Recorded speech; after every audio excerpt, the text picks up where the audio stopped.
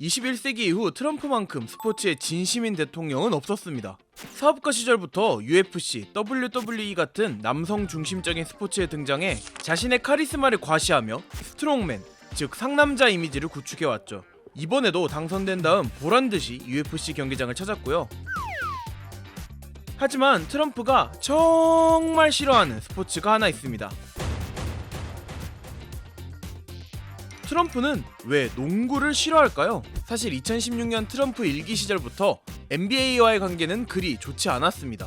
2017년 커리의 스폰서인 언더아머 CEO가 트럼프는 미국의 자산이라며 칭찬하자 커리는 한 인터뷰에서 자산의 철자에서 이 T를 빼면 동의한다고 했는데 결국 얼간이라고 놀린 셈이었죠. 이에 분노한 트럼프는 NBA의 오랜 전통을 깨버립니다. 매년 우승팀이 백악관을 방문하는 일종의 초청 행사가 진행되는데 트위터를 통해 커리의 소속팀이자 당시 우승팀이었던 골든스테이트의 초청을 철회한다고 발표합니다. 이후 트럼프 일기 기간인 2020년까지 백악관 초청 행사는 단 한 번도 이뤄지지 않았죠. 르브론 제임스 역시 트럼프와 대립각을 세운 선수입니다. 트럼프는 증오를 다시 유행하게 했다며 SNS를 통해 저격했고 2020년 대선에서 트럼프가 낙선하자 조롱의 의미가 담긴 이미지를 올리기도 했습니다.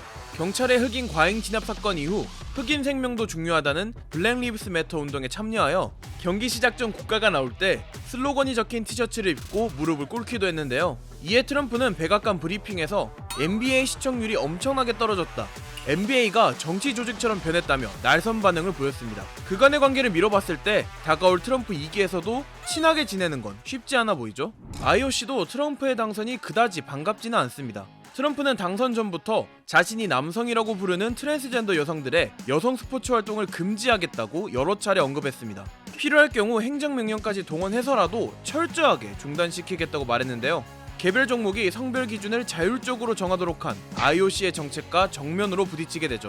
지난 파리올림픽에서 성별 논란이 불거졌던 복싱 선수에 대해 그 선수의 올림픽 출전 허용은 미친 짓이라며 여성에 대한 모욕이라고 비판한 적이 있는 만큼 이번 트럼프 정부의 정책으로 인해 다양성과 포용을 중시하는 기업들이 2028 LA 올림픽에서 후원을 멈출 수도 있는 거죠. 하지만 스포츠에 있는 모두가 트럼프를 싫어하는 건 아닙니다.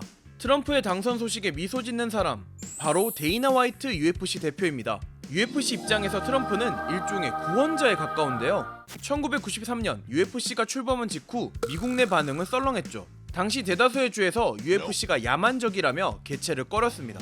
거절이 계속되던 2001년 트럼프는 자신이 소유한 뉴저지의 한 카지노에서 UFC 개최를 허락해줍니다. 그때 개최한 대회가 현재 성공의 발판이 되었다며 데이나 대표가 언급한 바 있죠. 이후 데이나 대표는 여러 차례 지지 연설에 나서는 등 트럼프를 적극 후원했고 트럼프 역시 그를 강인한 남자로 소개하며 이번 대선 승리 연설 때 데이나 대표를 단상 위에 올렸습니다.